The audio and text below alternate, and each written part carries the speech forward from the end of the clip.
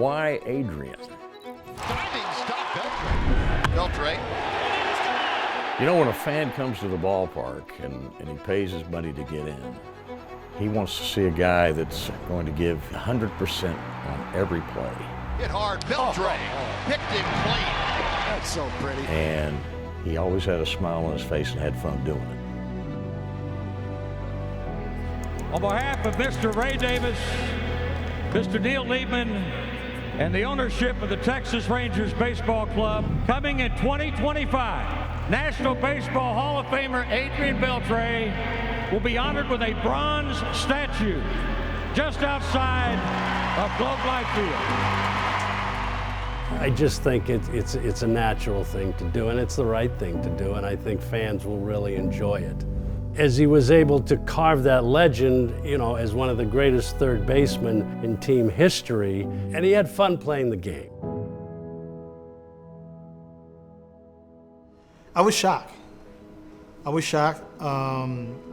I said, I was not expecting it. What do you mean you're shocked? I mean, you shouldn't be. He had so many great moments and did a lot of special things, but I'm not sure he realized what that was going to mean after he stopped playing baseball. And I think he loved playing so much that I'm not so sure he worried about all these honors. I mean, he played because he loved the game and loved being a part of it.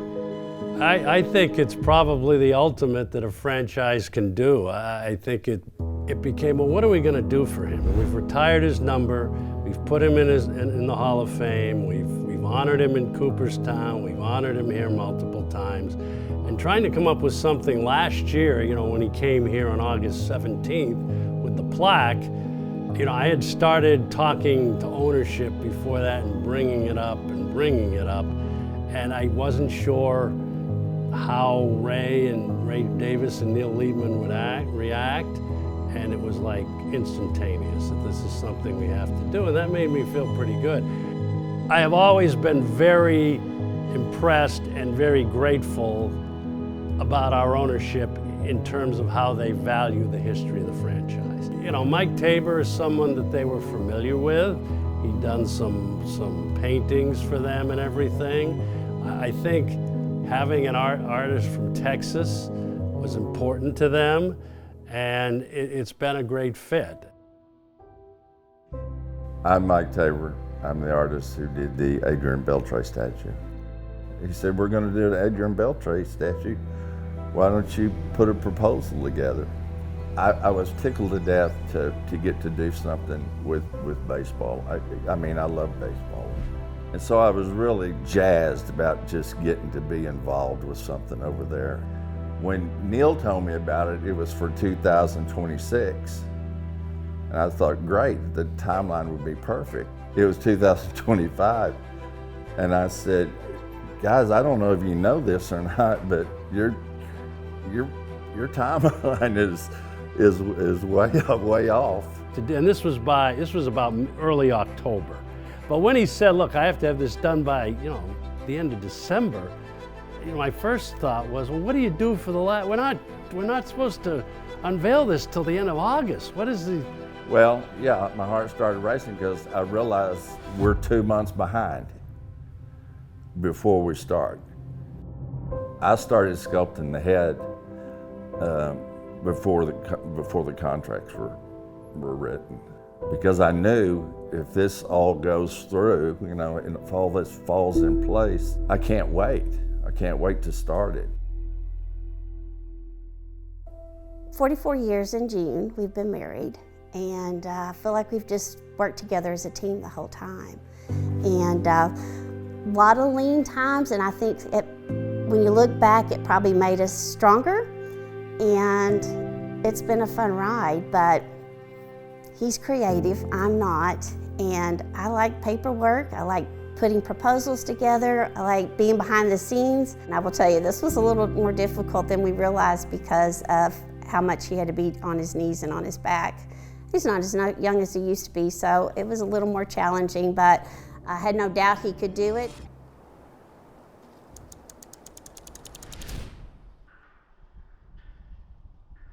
What was tricky about it is I had 75 days to do it, and I would like to have had, 60 more days. This is a life-size Adrian Beltré on his knee, signature swing. It is. It's kind of what he was known for. Breaking ball is hammered deep into left in Game 5. He's tied. He had a home run on one knee? Yeah, he did. He did it a couple of times. It was always a special moment. He'd hit so many memorable home runs in that pose. I think it is definitely, to me, it was a no-brainer. Yeah, this was the right pose. They wanted a great big base on this thing. That becomes a problem too, because starting to build that and get into the construction end of that was challenging. Sometimes when you do these projects, if something is, if I come to a part where I'm struggling, or when something comes up and I'm over there at the house and I'm laying in bed, I can't sleep because I can't, I gotta fix this. I came out one day and cut his front leg off. It didn't feel natural to me. So those kind of things make you work longer, but it didn't feel good. I couldn't wait because, obviously we've been in contact through Zoom. And when it all got done and all got started, I sent him out a questionnaire and I asked him to take some measurements. God, I had like 35 questions on your size here and here. I'm saying, is Adrian gonna really wanna do this? And he jumped into it. And given the others information about my body, measurement and all the stuff they need, shoe size, batting glove and all the colors. How big is your head? How big around is your head?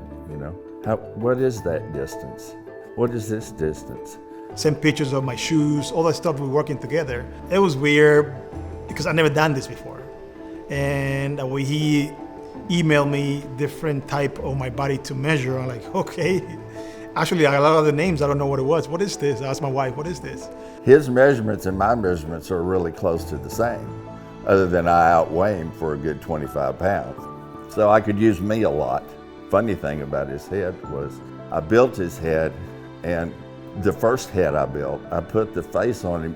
When he swings, he blows air and he blows up like that.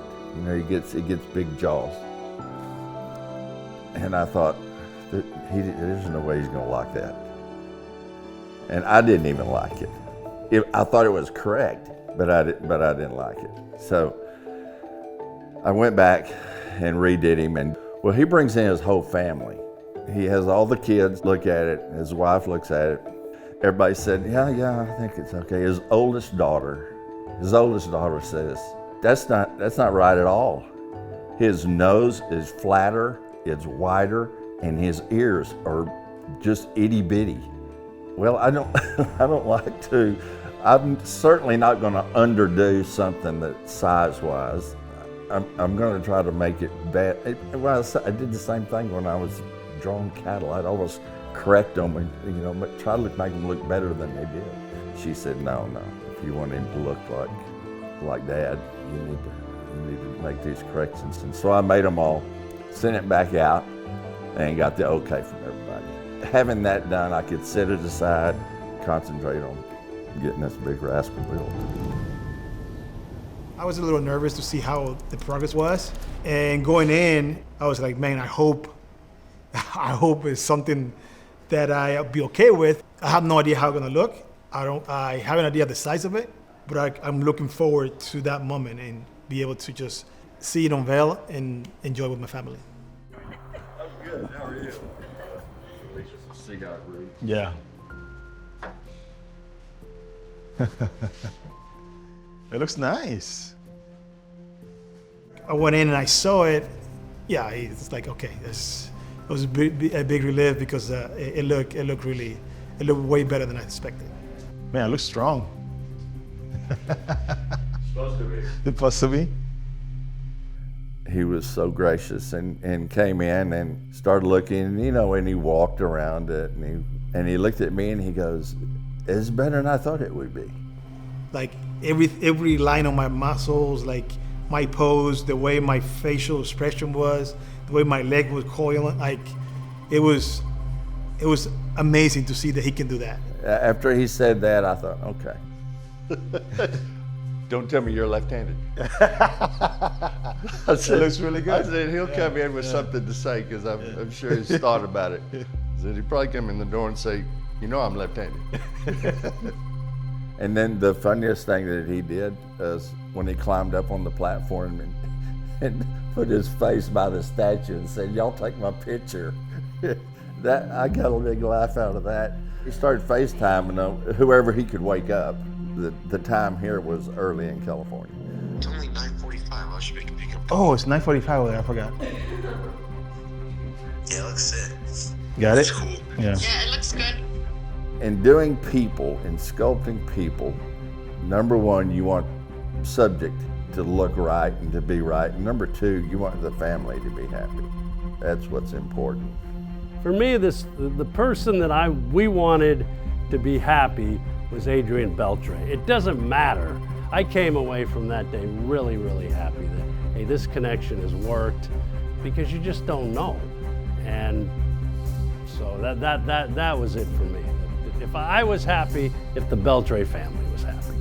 Obviously, I can't wait to completely see it, not only with clay, also with clay, but just see the whole metal thing. I like to do them and then live with them for a little bit. And I didn't really get to live with him as long as I wanted to. No, you didn't, but you did pour a lot of time into it, didn't you? I did. I got it done in 73 days. Yeah. My favorite part of the detail, I guess, is probably the jersey. Yeah. That's what makes a piece to me, is how fabric falls. Even on my small sculptures, I build the body first, and then I put the clothes on after. And in a swing like that, there was so much torque going around the body that all of those big, beautiful lines across the chest, all of that went all the way around his body, went around his hip and down his leg. It was really cool. It's fun to do. I didn't know the foundry took all this time, that you cut it up into pieces, and they told me that the base, which is a big part of it, having the whole batter's box and everything, they cut that up into 51 pieces.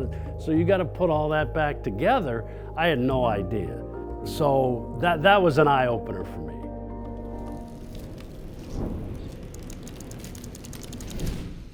I think the hardest part is when it leaves us and it goes to the other people that we have no control over.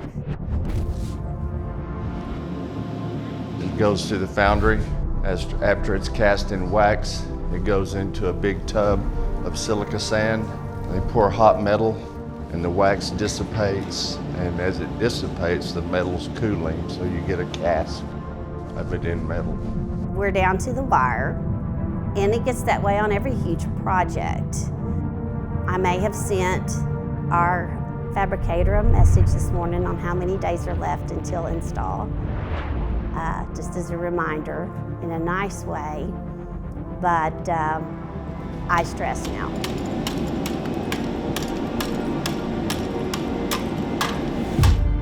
It will be every day. Once it's in the ground, I'm fine. I'll be fine. But I'll be nervous up until then.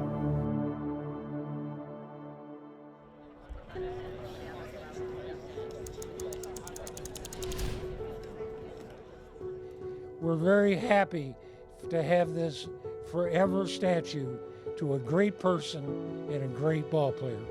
I think he deserves that statue for what he meant to those teams that he played on here in Texas, and people are always going to walk by that statue out there. The dads and the moms are going to talk about, hey, you should have seen this guy. This guy's one of the greatest guys that ever played third base in the history of baseball. And that's important to me. Again, it's establishing the tradition, the history of the team, and making it available at all times.